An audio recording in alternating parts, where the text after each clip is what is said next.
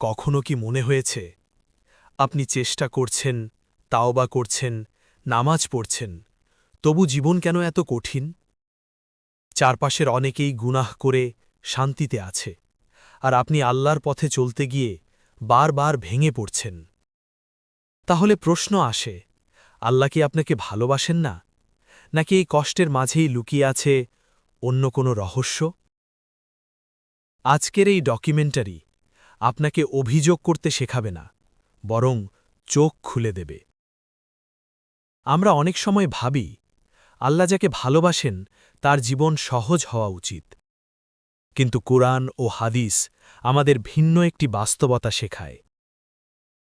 ইসলামে কষ্ট মানে পরিত্যাগ নয়, কষ্ট অনেক সময় হয় পরীক্ষা, পরিশুদ্ধি আর মর্যাদা বাড়ানোর উপায়। দুনিয়া কি আরাম করার জায়গা? আল্লাহ তাআলা কোরআনে বলেন, আমি অবশ্যই তোমাদের পরীক্ষা করব ভয়, ক্ষুধা, সম্পদ ও প্রাণের ক্ষয় দিয়ে। সূরা আল বাকারা ১৫৫ নম্বর।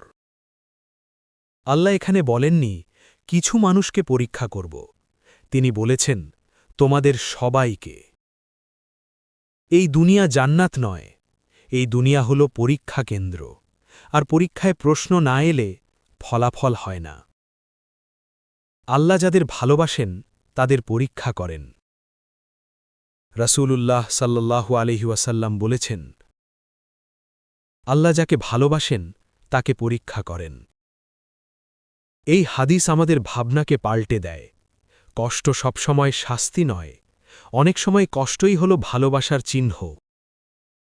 যেমন স্বর্ণকে খাঁটি করতে আগুনে দিতে হয়, তেমনি মুমিনকে পরিশুদ্ধ করতে কষ্টের ভিতর দিয়ে যেতে হয়। নবীদের জীবন সবচেয়ে কঠিন কেন? রাসূলুল্লাহ সাল্লাল্লাহু আলাইহি ওয়াসাল্লামকে জিজ্ঞেস করা হয়েছিল, সবচেয়ে বেশি পরীক্ষার সম্মুখীন কারা? তিনি বললেন, নবীরা, তারপর তাদের কাছাকাছি যারা। নবীরা ছিলেন আল্লাহর সবচেয়ে প্রিয় বান্দা, তবুও নূহ আলাইহিসসালাম উপহাস সহ্য করেছেন, ইউসুফ আলাইহিসসালাম জেলে গেছেন, আইয়ুব আলাইহিসসালাম রোগে ভুগেছেন, আর মুহাম্মদ সাল্লাল্লাহু আলাইহি ওয়াসাল্লাম অপমান ও কষ্ট সহ্য করেছেন। তাহলে কষ্ট মানেই কি প্রত্যাখ্যান? না, কষ্ট মানে নির্বাচিত হওয়া। কষ্ট গুনাহ মোচনের মাধ্যম। রাসূলুল্লাহ সাল্লাল্লাহু আলাইহি ওয়াসাল্লাম বলেছেন, মুমিনের যে কোনো কষ্ট, দুঃখ, কাঁটা বিধাও তার গুনাহ মাফের কারণ হয়। একটু ভেবে দেখুন, আপনি যে কষ্ট পাচ্ছেন, হয়তো সেই কষ্টের বদলে আপনার বহু গুনাহ মুছে যাচ্ছে।